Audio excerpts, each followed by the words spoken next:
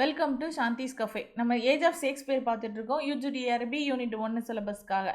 இப்போது age of ஷேக்ஸ்பியரோட continuation தான் பார்க்கலாம். 4 பீரியடாக வந்து ஷேக்ஸ்பியரோட பீரியடை வந்து டிவைட் பண்ணியிருந்தாங்க. டோட்டலாக 24 இயர்ஸ் வந்து அவரோட லிட்டரரி கரியர் பீரியடு. அதில் வந்து 4 பீரியடாக டிவைட் பண்ணியிருந்தாங்க. இன்றைக்கி நம்ம என்ன பார்க்க போகிறோம் அப்படின்னா வந்து 3rd பீரியட்லேருந்து பார்க்க போகிறோம் ஷேக்ஸ்பியரோட பீரியடை. அதுக்கு முன்னாடி 2 பீரியட் என்னென்ன இயர்லேருந்து ஸ்டார்ட் ஆயிருந்துச்சு அப்படின்னா 1588 1593 வரைக்கும் ஃபஸ்ட்டு பீரியட், 1594 1600 வரைக்கும் செகண்ட் பீரியட், 3rd பீரியட் வந்து 1601 1608 வரைக்கும் வந்து உள்ள பீரியடை 3rd பீரியட்னு சொல்லி டிவைட் பண்ணுறாங்க. இந்த பீரியடில் அவர் எந்த மாதிரி ஒர்க்கெல்லாம் எழுதியிருக்காரு அப்படின்னு பார்த்தோன்னா வந்து இந்த பீரியடை என்னன்னு சொல்கிறாங்க அப்படின்னா the period of the great tragedies and of the sombre or bitter comedies. இது வந்து பெரிய பெரிய ட்ராஜடியும் அப்புறமா வந்து இந்த காமெடியும் கொடுத்த ஒரு பீரியடை தான் இந்த பீரியட்னு சொல்லி பார்க்குறாங்க ஷேக்ஸ்பியரோட பீரியடில். இந்த பீரியடில் அவரோட என்னென்ன மாதிரி டேலண்டெல்லாம் வந்து அவர் எக்ஸ்ப்ரெஸ் பண்ணியிருந்தார், எப்படிலாம் வந்து அவரோட சுச்சுவேஷனை ஹேண்டில் பண்ணார் அப்படிங்கிறதையும் நம்ம சேர்த்து பார்க்கலாம். In this period all Shakespeare's power, his dramatic power, நாடகம் எழுதுகிற அந்த திறன், ஹிஸ் இன்டலெக்சுவல் பவர், அதுதான் வந்து அவரோட அறிவாற்றல், and of his power of expression are at the highest. இந்த பீரியடில் தான் அவர் எப்படி வந்து வெளிப்படுத்துகிறாரு அவரோட நாலேஜை, அவரோட பவரை, நாடகம் எழுதுகிற அந்த திறனை, இது எல்லாத்தையும் எப்படி வெளிப்படுத்துகிறாருங்கிறது தான் இந்த பீரியடில் ஹையஸ்ட்டாக இருந்தது. This is the time of his supreme masterpieces. அவர் வந்து பெரிய பெரிய ஒர்க்கு, நல்லா ஒரு ஃபேமஸான ஒர்க்கெல்லாம் கொடுக்குற பீரியடாக தான் இந்த 3rd பீரியட் இருந்ததுன்னு சொல்கிறாங்க. But what perhaps is most striking is extraordinary change which has now occurred the entire spirit of his work. இதில் என்ன சொல்கிறாங்கன்னா அதை விட முக்கியமானது என்ன அப்படின்னா வந்து அவரோட ட்ராமாலேயே வந்து பெரிய பெரிய சேஞ்சஸ் ஏற்பட்டது தான் முக்கியமான விஷயம். எக்ஸ்ட்ராடினரி சேஞ்ச், நிறையா வந்து சேஞ்ச் நடந்தது.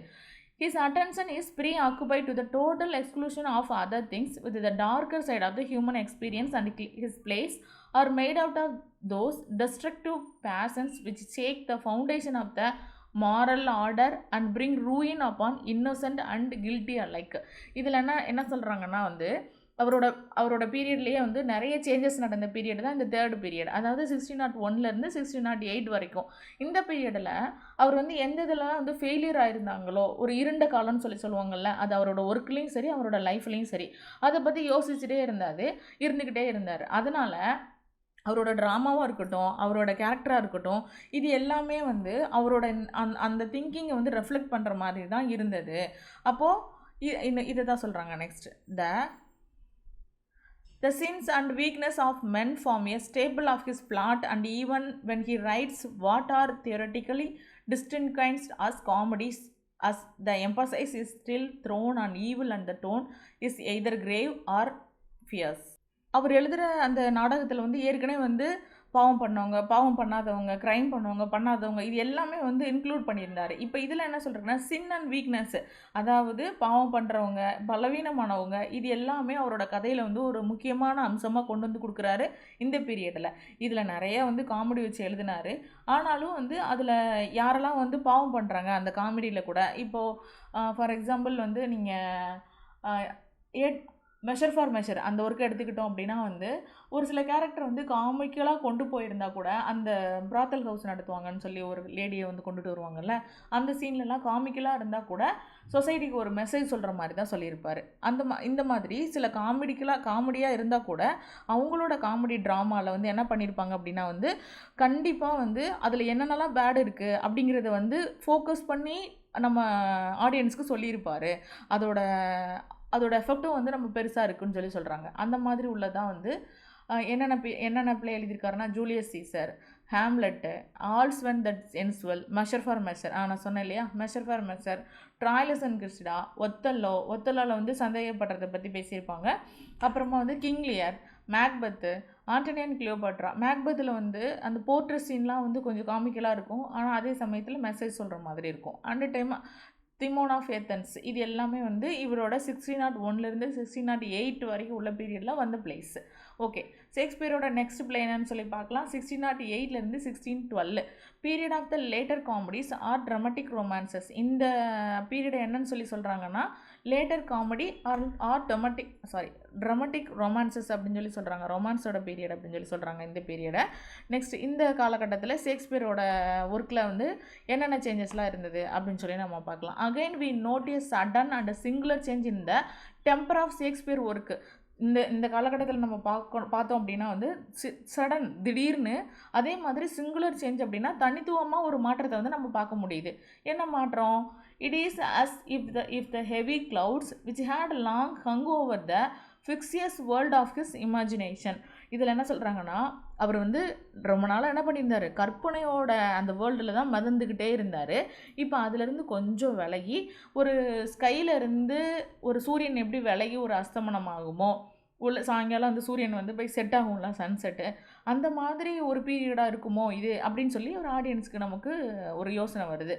Now roll away the sky grows clear towards the sunset. இது எதுக்கு இதை சொல்ல வந்திருக்காங்க அப்படின்னா வந்து எப்போவுமே வந்து ஒரு கற்பனை கதாபாத்திரங்களையே தான் வந்து எழுதிட்டே இருப்பார் இல்லையா, அதுலேருந்து விலகி ப்ராக்டிக்கலாக ரியலாக எழுத ஆரம்பிக்கிறாரு அப்படிங்கிறதான் சொல்ல வராங்க இந்த லைனில். இன் தீஸ் லாஸ்ட் டேஸ், கடைசி காலகட்டத்தில் the ground work is still furnished by the tragic passion. இந்த கடைசி நாடத்தில் இன்னும் வந்து அவருக்கு வந்து ட்ராஜடி பேஷன் வந்து அவருக்கு இன்னும் அந்த அவரோட ஃபீலிங்கெல்லாம் வந்து பொங்கி வலியுதுன்னு சொல்லுவாங்கல்ல, அந்த மாதிரி ஃபர்னிஷ்டு அப்படின்னா வந்து அவர் ரொம்பவே வந்து அதோட உணர்வுகள்லாம் ரொம்ப நிறைஞ்சிருக்கு. But the evil is no longer permitted to have its way but is controlled and conquered by the good. ஆனாலும் அந்த ஈவில் அப்படிங்கிறது வந்து அந்த தீமையான விஷயம், அது ஃபுல்லாமே வந்து முழுசாக வந்து அவர் ஆக்கிரமிப்பு பண்ணி எழுதலை. அந்த மாதிரி அவர் ஃபுல்லாமே வந்து பேட் ஒர்க்காக கொடுக்கல. அது வந்து என்ன பண்ணுது, இந்த குட்டாக இருக்கிற ஒரு சில விஷயமும் அது அவரை வந்து கட்டுப்படுத்தி அவர் வந்து நல்ல விஷயங்களையும் இந்த நாடகத்தில் வந்து கொடுக்க ஆரம்பிக்கிறாரு. ஃபுல்லாகவே வந்து ஈவில் ஒர்க்காக அவர் எழுதலை அப்படின்னு சொல்லி சொல்கிறாங்க. ஓகேவா? Next, we are very tender and gracious tone prevail in them throughout. At the same time they show very fully and decline of Shakespeare dramatic power. இதே நேரத்தில் ஷேக்ஸ்பியர் வந்து கொஞ்சம் கொஞ்சமாக அவரோட டேலண்ட்டில் வந்து கம்மியாகிறத நம்ம பார்க்க முடியுது. ஏன்னா வந்து இதோட அவரோட லாஸ்ட் பீரியட் அதனால் they are often careless in construction and unsatisfactory in characterization. அவர் வந்து கொஞ்சம் கொஞ்சமாக வந்து அவரோட கேரக்டர் வந்து டிசைன் பண்ணுறதுல அவருக்கு வந்து கொஞ்சம் கேர்லெஸ்ஸாக இருக்கிற மாதிரி கவனக்குறைவாக இருக்கிற மாதிரி வந்து சொல்கிறாங்க. while in style and versification they will not bear comparison with the work of the preceding 10 years. 10 வருஷத்துக்கு முன்னாடி அவர் எழுதின படைப்புகளோட அவளோட ஒர்க்கோட கம்பேர் பண்ணும்போது இது கொஞ்சம் வந்து ரொம்பவே வந்து அந்த குவாலிட்டி வந்து கம்மியானதாக தான் இருக்குது. 3 plays entirely Shakespeare belong to this period. அவரோட லாஸ்ட் பீரியடில் 3 பிளே வந்து கண்டிப்பாக இருக்குது. அதில் ஒன்று Cymbeline, the Tempest, the winter ஸ்டே. த டெம்பஸ்ட் அப்படிங்கிறதான் வந்து நம்ம ரீடர்ஸ்க்கு வந்து அவர் கடைசி ஒர்க்காக கொடுத்துட்டு போகிற மாதிரி சொல்லியிருப்பாங்க அதில் உள்ள புரலாக்கில் கூட. To these we have to add two which are only part is Pericles and Henry VIII. இதில் என்ன சொல்கிறாங்க அப்படின்னா, இந்த பெரிக்கிள்ஸ் அண்ட் ஹென்ரி VIII இங்கே எதுக்கு வந்திருக்கு அப்படின்னா, இதில் இந்த ஹென்ரி VIII ஒரு நிமிஷம், இந்த பெரிக்கிள்ஸும் ஹென்ரி VIII இந்த ரெண்டும் யார் கம்ப்ளீட் பண்ணியிருக்காங்க அப்படின்னா, அவரோட ஃப்ரெண்டான ஃப்ளெச்சர் அவர் தான் வந்து கம்ப்ளீட் பண்ணதாக சொல்கிறாங்க. இவர் வந்து ஃபுல்லாக கம்ப்ளீட் பண்ணல, அவங்களோட ஃப்ரெண்டு கூட தான் வந்து சேர்ந்து எழுதுனதாக சொல்கிறாங்க. இந்த பெரிக்கிள்ஸ் அப்புறமா வந்து ஹென்ரி VIII இந்த ரெண்டுலேயும். ஓகேவா? Next, to the much debated questions how far Shakespeare work is relevation of his life and character, it is impossible to give a brief a complete answer. இந்த ஷேக்ஸ்பியரோட இந்த ஒர்க்கெல்லாம் பார்க்கும்போது அவரோட கேரக்டர் வந்து அவரோட லைஃப் அவரோட கேரக்டர் இது எல்லாமே டீட்டெயிலாக நமக்கு கொடுக்குது. இதை வந்து ரொம்ப லாங் டைமாக எல்லோரும் வந்து டிபேட் பண்ணிட்டு தான் இருக்காங்க. இது அவரோட கேரக்டர் இப்படி தான் இருக்குமா, இந்த பிளேயில் உள்ளதெல்லாம் வந்து ஷேக்ஸ்பியரோட ரெப்ரசன்டேஷனா, அவரோட கேரக்டர் ஃபுல்லாக எழுதியிருப்பாரா, அவரோட லைஃப் ஸ்டோரியெலாம் வந்து இதில் மிங்கிள் பண்ணியிருக்கிறாரா, இது எல்லாமே சொல்லியிருக்காங்க. ஆனால் இதுக்கான பதிலை வந்து நம்ம வந்து ஷார்ட்டாக வந்து என்ன பண்ண முடியாது, கொடுக்க முடியாது. அவர் ஃபுல்லாக வந்து ஒரு ட்ராமாட்டிஸ்டாக இருந்திருந்தார் அப்படின்னா அவரோட சொந்த நாலேஜு அப்புறமா அவருக்கு என்ன ஃபீல் பண்ணுறாரோ இது எல்லா இடத்துலையும் வந்து எங்கேயுமே வந்து இல்லை அப்படிங்கிற கருத்தை வந்து நம்ம ஏற்றுக்கிட முடியாது. ஏன்னா அவர் கொஞ்சம் கண்டிப்பாக மிங்கிள் பண்ணி தானே எழுதியிருப்பார். அதுதான் இந்த நெக்ஸ்ட் லைனில் சொல்கிறாங்க. To the much debated question how far Shakespeare work is a relation of his life and character. நம்ம ரொம்ப நாளாக ஒரு விவாதம் நடந்துகிட்டே இருக்குது. என்ன, ஷேக்ஸ்பியரோட ஒர்க்கில் வந்து அவரோட லைஃபு அவரோட கேரக்டர்லாம் வந்து ரிசம்பிள் பண்ணியிருக்கிறாரா? It is impossible to give in brief complete answer. இதுக்கு வந்து நம்ம சுருக்கமாக எந்த ஒரு பதிலும் சொல்ல முடியாது. We cannot, I feel sure, accept. நம்ம வந்து அவரோட வாழ்க்கையை வந்து இன்க்ளூட் பண்ணி எழுதியிருக்காருன்னு சொல்லவும் முடியாது. அதே சமயத்தில் I feel sure accept the judgment of those who maintain that he was so entirely the dramatist that no trace of his own thoughts and feeling is to be found in it. அதே சமயம் ஒரு ட்ராமட்டிஸ்டாக அது எல்லாத்தையும், அவரோட எண்ணங்கள், அவரோட சிந்தனைகள், இது எல்லாத்தையும் வந்து ஒருக்கில் கொடுக்கல அப்படின்னு கொடுக்காம எப்படி இருப்பார் அப்படின்னு சொல்லிட்டு நமக்கு யோசிக்க தானே தோணுது. எங்கேயுமே இல்லை அப்படின்னு சொல்கிற கருத்தையும் வந்து நம்ம ஏற்றுக்கவும் முடியாது. அவர் கொடுக்கலன்னு சொல்லவும் முடியாது. அவருக்கு கன்ஃபியூஸ் பண்ணிட்டேனா அவங்கள? இல்லை, அவர் வந்து அவரோட சொந்த கருத்துக்களை வந்து கொடுத்துருக்குறாரா அப்படின்னு கேட்டாங்க அப்படின்னா வந்து கொடுக்கலன்னு சொல்லவும் முடியாது, கொடுத்துருக்காருன்னு சொல்லி நம்ம ஒத்துக்கொள்ளவும் முடியாது அப்படிங்கிறத சொல்கிறாங்க இந்த லைனில். On the contrary, I am certain that it does tell us much about the man himself. இப்போது அவரோட மொத்தத்தில் பார்த்தா அவரை பற்றின நிறைய தகவல்கள் வந்து நமக்கு கிடைக்கிது. அதுதான் நம்ம இந்த இடத்துல வந்து நம்ம சொல்லணும் அவரை பற்றினது. But whether or not the changes which we mark in its successive stages were in any way the result of his own எக்ஸ்பீரியன்சஸ்னால் என்னென்னு சொல்லுவோம்? அவரோட சொந்த அனுபவமாக இருக்கும். அப்போ வாழ்க்கையில் பல கட்டத்தில் அவருக்கு ஏற்பட்ட சேஞ்சஸ்னாலையா, இல்லைனா வந்து சொந்த அனுபவத்தினோட ரெஃப்ளெக்டினாலையா இவர் இந்த ஒர்க்கெல்லாம் எழுதியிருந்தாரா அப்படிங்கிறது நமக்கு தெரியல. இப்போது இந்த இடத்துல சொல்கிறாங்க பாருங்களேன். இப்போது but whether not the change we mark it successive stage were in any way the result of his own experiences. அவரோட சொந்த அனுபவத்தில் எழுதினாரா? Whether for example he wrote tragedy because his life was tragic and இப்போ அவர் வந்து ஒரு tragedy எழுதுகிறாரு, ஒரு சோகமான வரலாறு எழுதுகிறாரு, சோக கதைகள் எழுதுகிறாரு, ட்ராஜடிஸ் எழுதுகிறாரு அப்படின்னா அவங்க வாழ்க்கை ஃபுல்லாமே வந்து அவங்க அம்மா, அவங்க அப்பா, அவங்களோட பொண்ணு, மூத்த பொண்ணு, அப்புறம் வந்து அவங்க பையன், அவங்களோட பிரதர், இவங்க எல்லாருமே இறந்து போயிடுவாங்க. அந்த சொந்த துயரத்தினால ஒரு ஒரே ட்ராஜடியாக எழுதினாரா? இல்லாட்டி and turn again to comedy when his spirit was once more restore to peace. இப்போ அவர் திடீர்னு வந்து காமெடி எழுத ஆரம்பிக்கிறாரு. அப்போது அந்த துக்கத்திலேருந்து விடுபட்டுட்டாரா ஷேக்ஸ்பியர்? விடுபட்டு காம் ஆகிட்டாரா? அதனால தான் காமெடி எழுதுகிறாரா அப்படின்னு சொல்லிட்டு நமக்கு தெரியாது. வி டு நாட் நோ, நமக்கு அது தெரியாது. Read in the chronological order his plays at least give us the record of his intellectual and artistic history.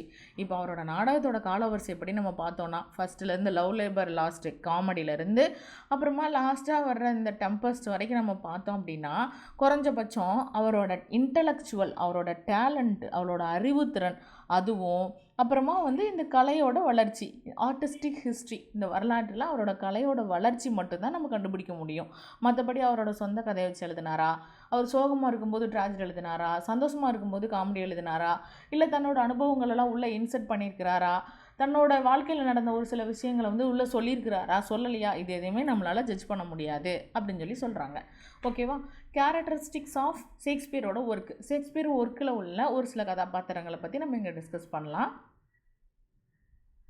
ஷேக்ஸ்பியரோட அந்த ஒர்க்கில் உள்ள ஒரு சிறப்பு அம்சங்கள் என்னெல்லாம் பார்த்தோன்னா, டேக்கன் அஸ் எ ஹோல், இப்போ மொத்தமாக பார்க்கும்போது Shakespeare's plays constituted the greatest single body of work which any writer has contributed to our literature. இப்போ ஷேக்ஸ்பியரோட நாடகங்கள் வந்து இந்த இந்த இந்த லிட்ரேச்சரில் எந்த ரைட்டரும், வேறு எனி ரைட்டர், எந்த ரைட்டரும் கொடுத்ததை விட கொஞ்சம் மொத்தமாக ஒரு நல்ல கான்ட்ரிபியூஷன் தான் இங்கிலீஷ் லிட்ரேச்சருக்கு அப்படின்னு சொல்கிறாங்க அவரோட படைப்புகள்.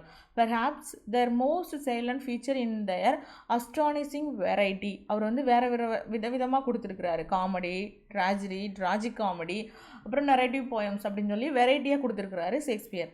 Other man have surpassed him at this point and that but no one has ever rivaled him in the range and versatility of his powers. இதில் என்ன சொல்லியிருக்காங்க அப்படின்னா வந்து மற்ற எல்லாத்தையும் விட இவர் வந்து கொஞ்சம் எக்ஸ்ட்ராடினரியாக, இல்லைனா வந்து கொஞ்சம் அறிவில் வந்து கொஞ்சம் மேம்பட்டவர்னு சொல்லுவோம்ல, அந்த மாதிரி கூட இருக்கலாம். ஆனால் அவரோட டேலண்ட்டு, அப்புறமா வந்து இவரோட இந்த ட்ராஜடி காமெடி அப்படி இது எல்லாத்தையும் மிக்ஸ் பண்ணி எழுதுறது இதில் வந்து யாருமே இவருக்கு ஈக்குவல் கிடையாது. He was at home tragedy and comedy and his genius took in innumerable aspect of both. இது வந்து ட்ராஜடி காமெடி இது எல்லாத்துலேயுமே வந்து அவர் பயங்கரமாக வந்து நிறைய எழுதியிருக்காங்க. அவரோட ட்ராஜடியாக இருக்கட்டும் இல்லைனா ஒரு காமெடியாக இருக்கட்டும், இது ரெண்டுலேயுமே அவர் வந்து என்ன சொல்கிறாரு அப்படின்னா ஈக்குவலாக இருக்கிறாரு, திறமையாக தான் இருந்தார். போத் இன்நம்பரபிள் ஆஸ்பெக்ட் ஆஃப் போத் ரெண்டு பக்கமும் எழுதும்போது அவர் திறமையாக தான் இருக்கிறாரு. He was supreme. அவர் எப்படி இருக்கார், ரொம்பவே மேதையானவர். நாட் ஓன்லி அஸ் எ ட்ரமட்டிஸ்டாக மட்டும் இல்லை, but also as a poet. ஆமாம், அவர் வந்து ட்ரமட்டிஸ்டாக மட்டும் மேதையானவராக இல்லை, அதே சமயத்தில் போயட்டாக கூட வந்து டேலண்டானவராக இருக்கிறாரு. அதனால தான் நம்ம 2 நெரேட்டிவ் போயம் பார்த்தோம் அவரோடது, வீனஸ் அண்ட் ஆடோனிஸ், அப்புறமா வந்து லுக்ரீஸ் அப்படின்னு சொல்லிட்டு 2 போயம் அவரோட நெரேட்டிவ் போயம் பார்த்துருந்தோம் இதுக்கு முன்னாடியே. வீனஸ் அண்ட் ஆடோனிஸ் வந்து கிறிஸ்டோஃபர் மார்லோவோட எந்த போயம்லேருந்து எடுத்திருக்காரு அப்படிங்கிறத ஞாபகப்படுத்தி பார்த்துக்கோங்க இந்த இடத்துல. Okay. To whom the worlds of high imagination and delicate fancy were like open. இதில் என்ன சொல்கிறாங்கன்னா, to whom the worlds of high imagination and delicate fancy were like open. மற்ற எல்லாரையும் கம்பேர் பண்ணும்போது அவர் ரொம்ப இமேஜினேஷன், கற்பனை திறன் வந்து அவருக்கு நிறையவே இருந்தது, இது நமக்கு தெரியும். அப்புறமா வந்து and while not himself a very profound or a very original thinker. அவர் வந்து என்ன பண்ணுறார், நார்மலாகவே நிறைய யோசித்து தான் வந்து ஒரிஜினலாக யோசித்து எழுதுகிறாங்க.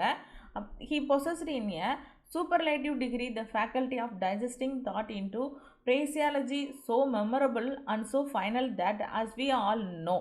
இதில் என்ன சொல்கிறாங்கன்னா, இப்போ மற்ற எல்லாரையும் கம்பேர் பண்ணும்போது சாதாரணமாக யோசிக்கிறவர் மட்டும் இல்லாமல் அவருக்கு ஒரு பயங்கரமாக இமேஜினேஷன் இருக்குது. இது எல்லாத்தையும் வந்து நம்ம யாவத்தில் எப்போவுமே இருந்துக்கிட்டே தான் இருக்குது. அந்த ஸோ மெமரபிள் இதை வந்து நம்ம என்ன பண்ணுறோம், அடிக்கடி வந்து மேற்கோள் காட்டிகிட்டே இருக்கோம். ஷேக்ஸ்பியர் வந்து இந்த மாதிரி எழுதியிருக்கிறாரு அப்படின்னு சொல்லிட்டு மற்ற எந்த ரைட்டர்ஸையும் இல்லாத ஒரு நாலேஜ் வந்து ஷேக்ஸ்பியருக்கு இருக்குது அப்படிங்கிறத நம்ம ஒத்துக்கிறோம். Okay. He is the most often quoted of all our writers. இவர் வந்து எல்லா ரைட்டர்ஸை விட வந்து ஒரு அளவுக்கு அதிகமாக வந்து எல்லாத்துட்டையும் காணப்படாத அளவுக்கு இவருக்கு என்ன இருக்குது, இமேஜினேஷன் இருக்குது நிறையா. Okay. He was almost entirely free from dogmatism of any kind and his tolerance was as comprehensive as his outlook. நார்மலாக உள்ள ஹியூமன் சென்ஸு, அந்த டாக்மெட்டிசம், அந்த மனித இயல்புன்னு சொல்லுவோம்ல, அதெல்லாம் வந்து அவர் என்ன பண்ணியிருந்தாருன்னா வந்து முழுசாக வந்து ஃபீல் பண்ணி வச்சுருந்தாரு அப்படின்னு சொல்கிறாங்க. இந்த vitality of his characterisation in particular he is unparalleled. No one else has created so many men and women whom we accept and treat not as figment of poet's brain. இதில் மற்ற எல்லாரோடைய வந்து character வந்து இவரோட compare பண்ணுறோன்னு வச்சுக்கோங்களேன். இவரோட character வந்து ரொம்பவே வந்து உயிரோட்டமாகவும் ஒரு யாரோடையும் கம்பேர் பண்ண முடியாத மாதிரி இருக்கும். இவர் உருவாக்கின கேரக்டர்ஸ்லாம் எடுத்துக்கோங்களேன், அதெல்லாம் வந்து அப்படியே உயிரோடு இருக்கிற மாதிரியே தோணும். இப்போ ஒத்தலா படிக்கும்போது ரியலாக நம்ம நார்மலாக எல்லார் வீட்லேயும் நடக்கிற மாதிரி ஒரு ஃபீல் கொடுக்கும். அதே மாதிரி இப்போது இந்த மேக்பெத்லாம் பார்த்தீங்க அப்படின்னா வந்து அந்த நார்மல் மனிதனுக்கே உள்ள ஒரு பேராசை, அது வந்து எல்லாருக்கும் அவருக்கு வந்து மேக்பெத்துக்கு வந்த மாதிரி அது கொண்டு போய் எந்த இடத்துல விடுதுன்னு பாருங்களேன், அந்த பேராசை. இது எல்லாமே வந்து ரியல் லைஃப்பில் வந்து உள்ள கதாபாத்திரங்களோட அவர் வந்து கம்பேர் பண்ணி எழுதின மாதிரி இருக்குது அப்படின்னு சொல்கிறாங்க. ஓகேவா. But as absolutely and complete alive, உயிரோட்டமாக இருக்குது அவரோட கேரக்டர்லாம்.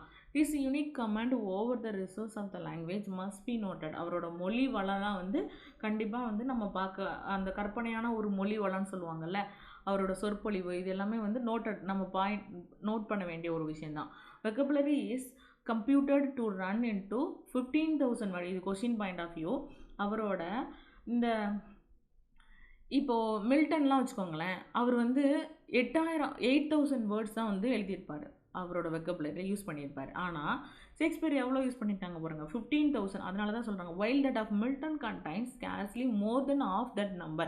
மில்டன் வந்து 8,000 வேர்ட்ஸ் மட்டும்தான் யூஸ் பண்ணியிருந்தாங்க. ஆனால் ஷேக்ஸ்பியர் வந்து 15,000 வேர்ட்ஸுக்கு மேலே வந்து யூஸ் பண்ணதாக வந்து சொல்கிறாங்க இந்த இடத்துல. அதனால தான் ஹாஃப் தட் நம்பர் 8,000 into 8,000 16,000 அதை வந்து ஷார்ட்டாக பண்ணி ஆஃப் தட் நம்பர் அப்படி சொல்லியிருக்காங்க. இப்போ 15,000. இப்போ மில்டன் எவ்வளோனா 8,000, இவங்க வந்து 15,000. The greatness of Shakespeare work is apt to blind critics to his limitation and defect. இதில் என்ன சொல்கிறாங்க, இப்போ ஷேக்ஸ்பியரோட அந்த ஒர்க்கெல்லாம் பார்க்கும்போது அந்த கிரிட்டிக் குறை சொல்லுவாங்கள்ல, அது அப்புறமா லிமிட்டேஷன், அந்த வரம்பு, இது எல்லாமே நம்ம கண்டிப்பாக பார்த்து தான் ஆகணும், அதை அக்செப்ட் பண்ணிக்க தான் ஆகணும், கண்காணிக்காமல் விடலாம் கூடாது அப்படின்னு சொல்கிறாங்க. But recognised in any esteem of him or otherwise we shall get him him out of this proper focus. இப்போது நார்மலாக உண்மையாக பார்க்குறோம் அப்படின்னா வந்து இவர் வந்து நார்மலாக இந்த நார்மல் ஹியூமன் சென்ஸில் வந்து வெளிப்படையாக எல்லா உண்மையும் வெளிப்படுத்துகிற மாதிரி இவர் வந்து அதில் பெஸ்ட்டாக இருந்திருக்கிறாரு. சில சமயம் வந்து கதையில் வந்து சில சமயம் கவனக்குறைவாக இருந்துருவார். அதுதான் அவங்களோட கிரிட்டிக்கு அந்த ஒரு முக்கிய பாயிண்ட் ஆயிடுச்சு. Otherwise, broad as he was essentially a man of his time, while his play are remarkable for their general truth to what is permanent in human nature. அதாவது மனிதனோட இயல்பை அப்படியே எடுத்து காமிக்கும். Permanent in human nature, human nature என்ன, மனிதனோட இயல்பை general ட்ரூத்தை அதை அப்படியே எடுத்து காமிக்க அவரோட play. Still his interpretation of human nature is that of an age in many respect very different from our own. He wrote hurriedly and signs of hasty, ill-considered production of often apparent. சில சமயம் கதை எழுதுறதுல கோட்டை விட்டுறாரு, சில சமயம் கதை எழுதும்போது கொஞ்சம் கவனக்குறைவாக இருந்துடுறாரு. Designing his plays expressly for the stage and anxious to secure their success under the actual condition of stage representation. சில சமயம் இந்த ஸ்டேஜ் ரெப்ரசன்டேஷன் அவர் வந்து நாடகத்தில் வந்து சக்ஸஸ் ஆகணும் அப்படிங்கிறதுக்காக கலையோட அந்த அந்த நயத்தையே விட்டுட்டு சுவாரஸ்யமாக இருக்கிற ஒரு சில விஷயங்களுக்கு மட்டும்தான் அவர் வந்து என்ன பண்ணுறாரு, இம்பார்ட்டன்ட் கொடுக்குறாரு அப்படின்னு சொல்லி சொல்கிறாங்க. இப்போது கதையில் வந்து ஒரு சில இப்போது சாமுவேல் ஜான்சன் என்ன சொல்லியிருப்பார் ஷேக்ஸ்பியரை பற்றி, ஷேக்ஸ்பியர் வந்து ஆக்ஷனுக்கு மட்டும்தான் இம்பார்ட்டன்ட் கொடுக்குறாரு, பிளேஸ் அப்புறமா வந்து டைம் இந்த ரெண்டுக்கு வந்து அவர் இம்பார்ட்டன்ட் கொடுக்கல அப்படின்னு சொல்லியிருக்காங்க. இதை தான் வந்து 2026 ஜனவரியில் வந்து 2025 டிசம்பர் ஐ திங்க் அதில் வந்து நெட் எக்ஸாமில் ஒரு கொஸ்டினாக கேட்டிருந்தாங்க. ஷேக்ஸ்பியர் வந்து எந்த ட்ராமாவில் வந்து எந்த ஒரு 2 விஷயங்களுக்கு முக்கியத்துவம் கொடுக்கல அப்படின்னு சொல்லிட்டு கீழே ஆப்ஷனில் சொல்லியிருக்காங்க. நம்ம ஏற்கனவே சாந்திஸ் கஃபேயில் நெட்டு பிஒய்க்கு பார்க்கும்போது நம்ம பார்த்துருந்தோம். இப்போது இதை தான் சொல்கிறாங்க. இப்போ இந்த இடத்துல சில சமயம் வந்து அவர் ஆக்ஷன் வேணுங்கிறதுக்காக என்ன பண்ணுறாரு அப்படின்னா வந்து சுவாரஸ்யமாக வந்து ஒரு சில விஷயத்தை மட்டும் வந்து எடுத்துக்கிட்டு அந்த ட்ராமாவோட ரூல்ஸ் அண்ட் ரெகுலேஷனை ஃபாலோ பண்ண மாட்டேங்கிறாரு. அதனால கதையில் வந்து அந்த யூனிட்டி வந்து சில சமயம் வந்து ஃபெயிலியர் ஆயிடுது அப்படின்னு சொல்கிறாங்க இந்த இடத்துல. He is willing at time sacrifice consistency of character. சில சமயம் என்ன பண்ணுறாங்க, சாக்ரிஃபைஸ் பண்ண கதைக்காக சாக்ரிஃபைஸ் பண்ணுறது கூட நான் அவர் ரெடி ஆகிடுறாரு. And character and final demand of art to the achievement of a telling theatrical effect. அந்த கதை அந்த இது நல்லா வரணுங்கிறதுக்காக கேரக்டர் கூட சில சமயம் சாக்ரிஃபைஸ் பண்ண ஆரம்பிச்சார். In his occasional coarseness he reflected to low taste of groundling to whom he had to appeal. ஒரு சில சீன்ஸில் அதாவது in this occasional coarseness he reflect low cast of the கிரவுண்ட்லிங்னா யார் அப்படின்னா வந்து இந்த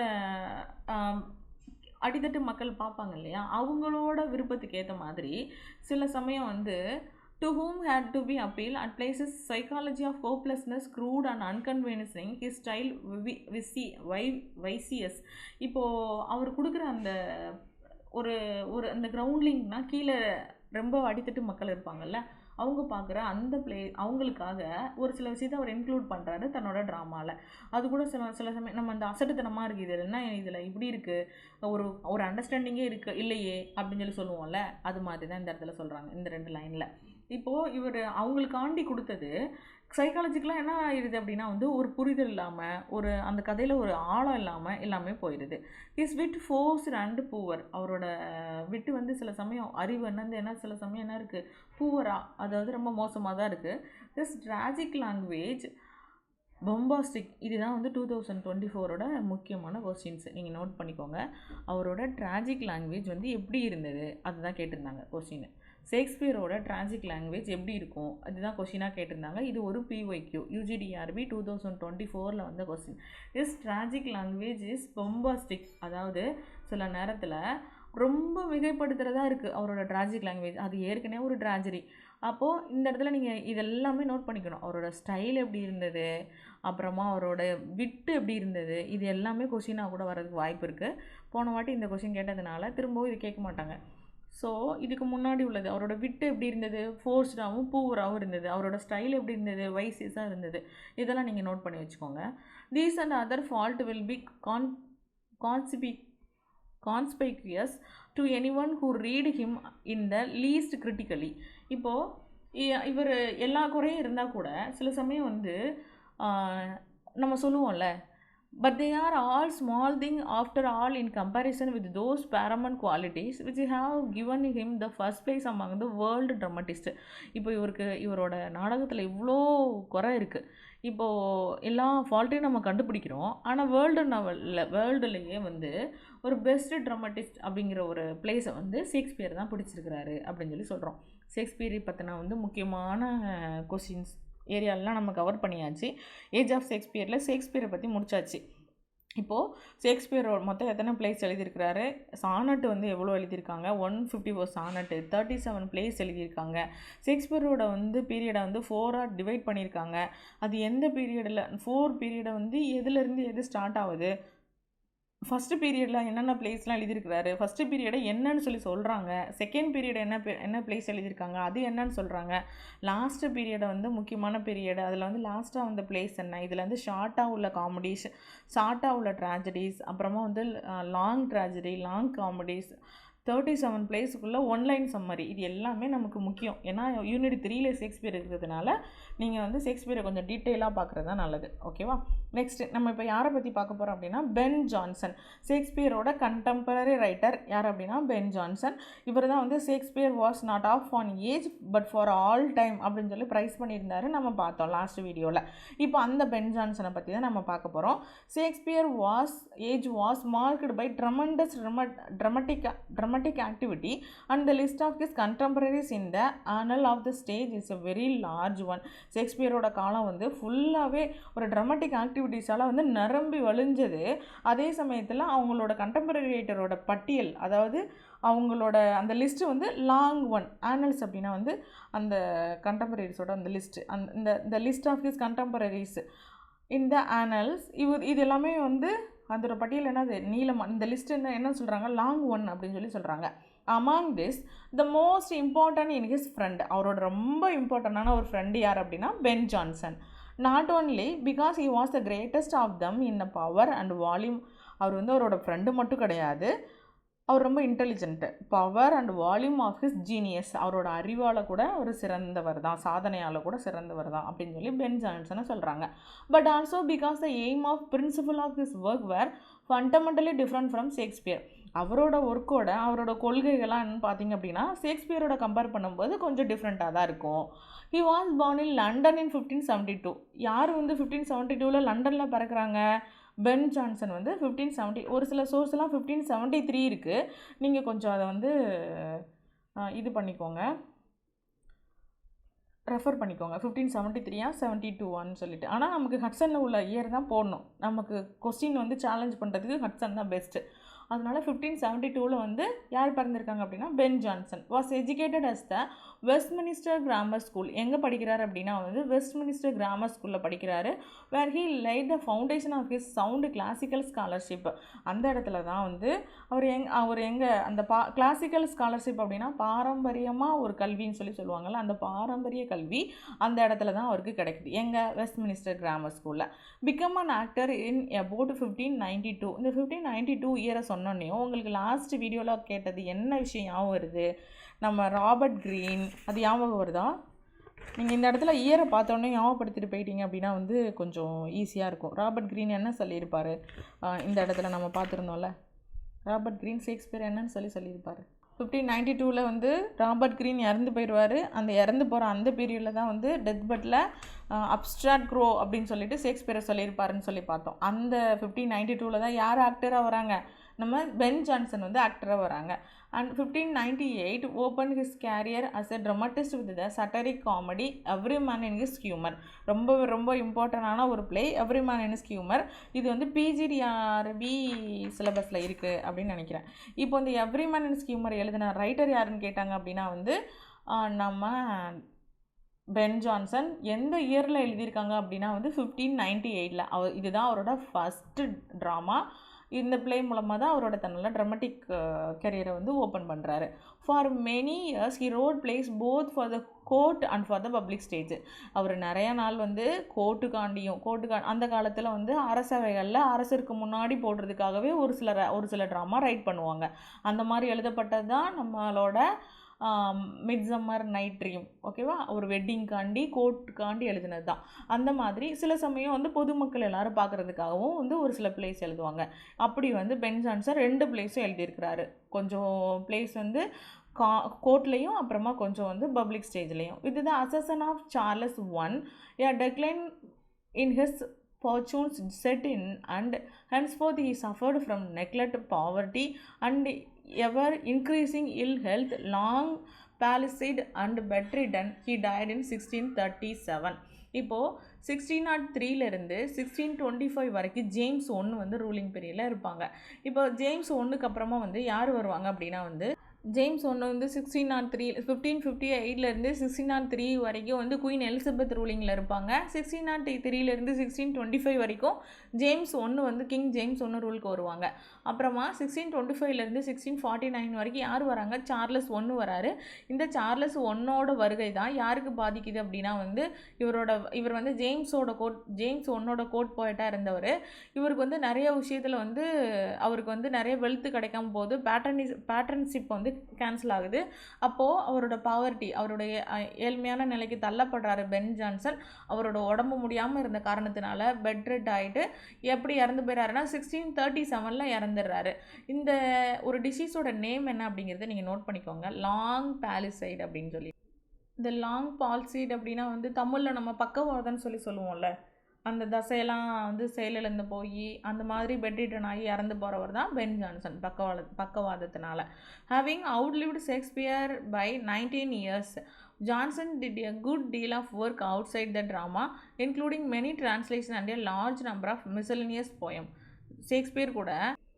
ஷேக்ஸ்பியரோட வந்து இவர் ஒரு 19 years வந்து கொஞ்சம் அதிகமாக வாழ்ந்துருக்கிறாரு அப்படின்னு இந்த லைனில் சொல்லியிருக்காங்க. ஷேக்ஸ்பியர் வந்து 1616 இறந்துருக்காங்க. பென் ஜான்சன் வந்து 1635 இறந்துருக்காங்க. ரெண்டையும் கம்பேர் பண்ணி பாருங்கள். இந்த இயர் வந்து 19 அப்படிங்கிறது கரெக்டாக அப்படின்னு சொல்லி செக் பண்ணிக்கோங்க. Okay, Jonson did a good deal of work outside the drama. இவர் ஜான்சன் வந்து என்ன பண்ணார் அப்படின்னா வந்து நிறைய நாள் வந்து good deal work outside of the ட்ராமாக்கு அப்புறமும் ட்ராமா எல்லாமே ஒரு சில வேலைகள் வந்து யூஸ் பண்ணார். என்னென்னா வந்து டிரான்ஸ்லேஷன் பண்ணார். நிறைய மிஸ்செலேனியஸ் போயம் வந்து நிறைய கவிதை வந்து எழுதி கொடுத்துருக்கிறாரு. இப்போ ட்ராமா மட்டும் சொல்லலை, good deal work outside the ட்ராமாவை தவிர்த்து வேறு என்ன ஒர்க் எழுதியிருக்கிறாரு? டிரான்ஸ்லேஷன் பண்ணியிருக்கிறாரு. நிறைய போயம்ஸ் கூட வந்து எழுதி கொடுத்துருக்கிறாரு. This place fall into 3 groups. அவரோட ஷேக்ஸ்பியரோட குரூப்பை வந்து நம்ம 4 பீரியடாக பிரித்தோம். பென் ஜான்சனோட பீரியடை 3 குரூப்ஸாக பிரிக்கிறோம். என்னென்னா his court masque, his historical tragedy, Sejanus and Catiline. அவரோட இந்த கோர்ட்டில் அரண்மனையில் நடத்துகிற ஒரு சில வந்து ஒரு ஃபெஸ்டிவலுக்காண்டி எழுதுவாங்கல்ல, அப்படி எழுதின ட்ராஜடி என்ன அப்படின்னா வந்து பென் ஜான்சனோட ட்ராஜடி வந்து Sejanus and Catiline, which are very learned, very laborious and very dull and by far the most significant part of his production. இப்போது அவர் எழுதின இந்த 2 நாடகத்துலேயும் வந்து சில இது வந்து ரொம்பவே வெரி லேர்ன்டு, ரொம்ப அறிவாளித்தனமாக இருக்குது. அதே சமயம் வந்து சில சமயம் என்ன பண்ணுது அப்படின்னா டல்லாகவும் போர் அடிக்கிற மாதிரி தான் இருக்குது அப்படின்னு சொல்லி சொல்கிறாங்க. அதில் ரொம்ப முக்கியமான ஒரு பகுதி என்ன அப்படின்னா வந்து அவரோட நகைச்சுவை தான். By most significant part of his production his numerous comedies. அவரோட காமெடிஸ் தான் வந்து இருக்குதுலே பெஸ்ட்டு. அவரோட which the best are The Alchemist, Wolfson or the Fox, and The Epicon or the Silent Woman. இது ரெண்டுமே ரொம்பவே முக்கியமானது. த அல்கமிஸ்ட் அப்படிங்கிறது முந்தி பிஜிஆர்பில் இருந்த ஒரு ஒர்க்கு தான். த அல்கமிஸ்ட், அப்புறமா வந்து த வால்ஃபோன் ஆர் த ஃபாக்ஸ், இதுவுமே ஃபுல்லாமே வந்து அனிமல்ஸை வந்து அலிகரிக்கல் பண்ணி வந்து இந்த ஒர்க்கு கொடுத்துருப்பாங்க. ஒரு டெத் பெட்டில் ஒருத்தர் இருக்கிற மாதிரியும் அவர் இறந்து போனதுக்கப்புறமா வந்து தன்னோட சொத்துக்கு எல்லாருமே வாரிசாக யார் வேணாலும் வரலாம், ஆனால் அது வர்ற வரைக்கும் எல்லாருமே வந்து என்னை டேக் கேர் பண்ணிக்கோங்க அப்படின்னு சொல்லிட்டு ஒரு ப்ரிட்டன் பண்ணி ஒரு நாடகம் போடுவாங்க. அந்த அவங்களோட நடிப்பை வந்து பார்த்து நிறைய பேர் ஏமாந்து அவரோட சொத்துக்கு வாரிசு ஆகணுங்கிறதுக்காக நிறைய பேர் அவருக்கு நிறைய திங்ஸை வந்து ப்ரொவைட் பண்ணுவாங்க. ஃபைனலாக வந்து எல்லோரும் ஏமாந்துருவாங்க. அதுதான் இந்த ஸ்டோரியோடது இருக்கும். The Epicoene or silent woman, இதுவும் வந்து அவரோட பெஸ்ட்டு காமெடி அப்படின்னு சொல்லி சொல்கிறாங்க. The studying these comedies we can realize at once a distinctive feature of Johnson's genius and art and can understand what is meant by the statement that he worked in a different field from Shakespeare and on methods entirely his own. இப்போ இந்த நகைச்சுவை நாடகத்துல எல்லாம் நம்ம பார்க்கும்போது ஜான்சனோட திறமை என்ன, அவர் வந்து இந்த லிட்ரேச்சரில் இந்த ஆர்ட்டில் அவர் வந்து தனித்துவமான ஒரு அம்சம் இருக்குது அப்படிங்கிறது நம்மளால் என்ன பண்ண முடியுது, ஃபீல் பண்ண முடியுது அப்படின்னு சொல்லி ஹட்சன் சொல்லியிருக்காரு. அவர் ஷேக்ஸ்பியரை விட டோட்டலாக டிஃப்ரெண்ட்டாக அதாவது முழுசாக on the method entirely is own, அவருக்குன்னு சொல்லி ஒரு தனித்துவமாக ஒரு ஃபீல்டு வச்சு அதில் ஒர்க் பண்ணியிருக்கிறாரு Ben Jonson. He was to begin with, அவர் முதல்ல வந்து எதில் ஸ்டார்ட் பண்ணுறாரு, ரியலிஸ்ட்னா என்னன்னு சொல்லுவோம், ஒரு யதார்த்தமாக இருப்போம். இதே மாதிரி ஒரு ரியலிஸ்ட்டை வந்து நம்ம பின்னாடி பார்ப்போம், ஒரு ஐடியலிஸ்ட்டை ஒருத்தரை பார்ப்போம், ரியலிஸ்ட்டை ஒருத்தர் பார்ப்போம் வேர்ட்ஸ்வர்த் வர பீரியடில், ஓகேவா, ரொமான்டிக் பீரியடில் பார்ப்போம். இந்த ரியலிஸ்ட்டை நல்லா ஞாபகம் வச்சுக்கோங்க. தன்னோட வாழ்க்கையை ஃபஸ்ட்டு ஒரு யதார்த்தவாதியாக ஒரு ரியலிஸ்ட்டாக யார் ஸ்டார்ட் பண்ணியிருக்காங்க அப்படின்னா பென் ஜான்சன். தட் இஸ், அதாவது the world of his comedy is not the world of romance. அவர் என்ன சொல்கிறார் அப்படின்னா வந்து இவரோட இந்த காமெடி இந்த வேர்ல்ட் ஆஃப் ஹிஸ் காமெடி, அவரோட நகைச்சுவை உலகம் அது ஃபுல்லாமே வந்து not of the world of romance. The world of his comedy is not the world of romance. அவரோட இந்த இடத்துல தப்பான மீனிங் வருது. கரெக்டு. இப்போ என்ன சொல்ல வர்றாருன்னா நெக்ஸ்ட் லைனை படிக்கும்போது தான் இதோட மீனிங் வந்து புரிய ஆரம்பிக்குது. The world of his comedy is not the world of romance, but of contemporary London life with its manners, type, foibles and affectation. அவர் வந்து இந்த லண்டன் மக்களோட வாழ்க்கை பழக்க வழக்கம், அப்புறமா வந்து அவங்களோட குறை, அப்புறமா வந்து பாசாங்கு பண்ணுறது, இது எல்லாத்தையும் பார்க்கும்போது அவரோட காமெடி வந்து கற்பனையானது இல்லை அப்படின்னு சொல்லி சொல்கிறாங்க. ஓகேவா. Next, of this world he gives a heightened picture, but his aim is not only a depict and by depicting to amuse. அவர் வந்து நம்மளை வந்து ரொம்ப சாதாரணமாக வந்து சந்தோஷப்படுத்தினுக்கிறதுக்காக மட்டும் வந்து அவரோட ட்ராமா நமக்கு கொடுக்கல. அவர் வந்து நம்மளை வந்து என்ன பண்ணணும்னு சொல்கிறாருன்னா வந்து மாறலாக நம்மளை வந்து நெறிப்படுத்தணுங்கிறதுக்காகவும் கூட அவர் எழுதியிருக்கிறாரு. Of this world he use heightened picture. அவருக்கு இந்த உலகம் வந்து அவருக்கு ஒரு பெரிய வரவேற்பை கொடுத்தது. But his aim is not only depict and depicting to amuse. நம்மளை சந்தோஷப்படுத்தினுக்காக மட்டும் அவர் வந்து ஒர்க் எழுதலை. He takes his art seriously and holding pass to the moral function. நமக்கு வந்து ஒரு நெறிமுறையை கற்றுக் கொடுக்கணும் அந்த ஸ்டேஜில் அந்த ஸ்டேஜ்னால் அந்த ட்ராமா போடுற அந்த ஸ்டேஜில், ஓகேவா, அதிலிருந்து நம்ம வந்து ஒரு மாரலை கற்றுக்கிட்டு வரணும். He seeks also a correct and teach. அவர் நமக்கு என்ன சொல்கிறாரு, அதுதான் அது வந்து நம்ம பண்ணுற தப்பை வந்து கரெக்ட் பண்ணுறதும் அதிலிருந்து ஒரு டீச்சிங் ஒரு மாரலை நம்ம வந்து கற்றுக்கிட்டு வரணும், அவர் சொல்லிக் கொடுக்கணும்னு நினைக்கிறாரு நமக்கு அவரோட ட்ராமா மூலமாக. A distinct ethical purpose is thus generally apparent and is often expressly proclaimed in his work. இதில் ஆனால் அவரோட படைப்பில் அவரோட இந்த ஒர்க்கில் நார்மலாக என்ன இருக்குது, ஒரு சூப்பரான ஒரு ஒழுக்க நெறிமுறை இருக்குது அப்படின்னு சொல்லி சொல்கிறாங்க. His realism must therefore be further defined as didactic realism. didactic realismனா நம்ம என்னென்னு சொல்லுவோம், அதில் வந்து ஒரு கல்வி ஏதாவது ஒரு மாறல் இருக்கும், அந்த மாறலோடு சேர்ந்த ஒரு யதார்த்தம் அப்படின்னு தானே சொல்லுவோம். அதை தான் வந்து அவர் வந்து என்ன சொல்கிறாருன்னா வந்து கற்றுக் கொடுக்கறதுக்கு ட்ரை பண்ணுறாரு. In his principle of construction he repudiates the lawlessness of romantic drama and takes Latin comedy as his model. இந்த நாடகத்தோட கட்டமைப்பில் அவரோட காதல் நாடகம் வந்து ஒரு கட்டுப்பாடு இல்லாமல் இருக்குது. ஆனால் அது அவர் எங்கேருந்து எடுத்திருக்கிறாரு அப்படின்னு சொல்லி சொல்கிறாருன்னா வந்து லத்தீன் காமெடியிலேருந்து அவரோட காமெடியை எடுத்திருக்கிறாரு. அவரோட மாடல் காமெடி சிங்கர். இப்போது நம்ம சாசருக்கு வந்து ஒரு சில லத்தீன் ஒர்க் எடுத்திருப்பாருன்னு பார்த்துருவோம்ல, அதே மாதிரி இப்போது இவரோட இந்த பென் ஜான்சனோட ஒர்க்கும் வந்து லத்தீன்லேருந்து தன்னோட காமெடிக்கு மாடல் எடுத்து எழுதியிருக்கிறாரு. Finally his characterization is based on the idea that each man is possessed and governed by some one particular quality or master passion which for the purpose of the stage at any rate may be regarded as the backbone and central feature of his personality. அவரோட கேரக்டர்லாம் எப்படி create பண்ணுறாரு அப்படின்னா, ஒரு கதாபாத்திரம் உருவாக்குறதுக்கு முன்னாடி அவர் ஒவ்வொரு கதாபாத்திரத்து மேலேயும் ஒரு ஒப்பீனியன் வைக்கிறாரு. ஒவ்வொரு மனிதனும் இல்லைனா வந்து ஒரு குறிப்பிட்ட கேரக்டர்னால இல்லைனா ஒரு குறிப்பிட்ட அந்த என்ன பேஷனாக என்ன சொல்லுவோம், அந்த முக்கியமான ஒரு உணர்வு இருக்கும் இல்லையா, அந்த ஃபீல், அந்த குணம், இதனால வந்து என்ன பண்ணுறோம் அப்படின்னா வந்து கட்டுப்பாடாக வச்சுருப்பாங்க ஒரு குறிப்பிட்ட அது மாதிரி. இவர் ஜான்சன் என்ன பண்ணுறாரு, பென் ஜான்சன் இது எல்லாத்தையும் மையமாக கொண்டு தான் ஒரு சென்ட்ரல் கேரக்டரை வந்து உருவாக்குறாரு அவரோட பிளேஸ்க்குன்னு சொல்கிறாங்க. Jonson accordingly seizes upon this master passions or humour as he calls it and make the whole character out of it. இப்போ ஜான்சனோட கேரக்டர் எல்லாம் பார்த்தீங்க அப்படின்னா ஷேக்ஸ்பியரோட கேரக்டர் மாதிரி வந்து ஒரு கன்ஃபியூஷனாக இருக்காது. அது எல்லாமே வந்து ஒரு குறிப்பிட்ட ஒரு டைப்பாக தான் இருக்குது அப்படின்னு சொல்கிறாங்க. the whole character out of it with the result this men and women are not complex individual. இதுதான் சொல்கிறாங்க. மென்னாக இருக்கட்டும் உமனாக இருக்கட்டும் ஷேக்ஸ்பியரோட ஒர்க்கு மாதிரி ஒரு காம்ப்ளெக்ஸாக இருக்காது. ரேதர் டைப் இது கொஞ்சம் தனி டைப்பாக இருக்கும். யாரோடது? பென் ஜான்சனோடது. While reverting to the old morality method. இவர் எதை வந்து ஃபாலோ பண்ணியிருக்காரு அப்படின்னா பழைய நெறிமுறை நாடகங்கள் அதெல்லாம் வந்து அவர் ஃபாலோ பண்ணி அந்த கேரக்டருக்கான ஒரு சென்ட்ரல் கேரக்டருக்கு எப்படி ஒரு குணாதிசயத்தை கொண்டு வரணுமோ அது கொண்டு வந்து கொடுத்துருக்கிறாரு Ben Jonson. Okay. He often labels or dictates them the names which at once indicate their special humor, as for instance downright. இப்போ அந்த கேரக்டர் வைஸாக பார்க்கும்போது இவரோட பென் ஜான்சனோட ஹியூமரஸ் கேரக்டர்ஸ் யாருன்னு சொல்லி பார்க்கலாம். Downright, Morose, Wellbred, Subtle, Ferdinand Shirley, sir Epicure Mammon. இவங்கெல்லாம் எந்தெந்த பிளேயில் வராங்க நான் இப்போ உங்களுக்கு சொல்கிறேன். நீங்கள் பக்கத்துலேயே நோட் பண்ணி வச்சுக்கோங்க. டவுன்ரைட் அப்படிங்கிறது வந்து எந்த பிளேயில் இருக்காங்க? Every man and is humour அப்படிங்கிற ஒரு பிளேலையும், த மொரோஸ், வெல்பிரெட் இவங்க எல்லாம் எதில் இருக்காங்கன்னா எபிகோன் அதில் இருக்காங்க. இந்த மொரோஸ் அப்படிங்கிறது எபிகோனில் உள்ள ஒரு கேரக்டர். வெல்பிரெட் அப்படிங்கிறவங்க எவ்ரி மேன் அண்ட் இஸ் ஹியூமரில் வருவாங்க. Subtle, Ferdinand Shirley, sir Epicure Mammon இவங்கெல்லாம் வந்து அல்கமிஸ்டில் வர கேரக்டர். டவுன்ரைட் அப்படிங்கிறவங்க every man and is humour, Morose அப்படிங்கிறவங்க வந்து எபிகோன், வெல்பிரெட் அப்படிங்கிறவங்க வந்து எவ்ரி மேன் அண்ட் ஹியூமர், அப்புறமா வந்து Subtle, Ferdinand Shirley, sir Epicure Mammon இவங்கெல்லாம் வந்து அல்கமிஸ்ட் அப்படிங்கிற ஒரு பிளேயில் வர்ற பென் ஜான்சனோட characters. In Jonson comedies intellect predominates. They are product of their learning, skill and consciousness effort than of creative power.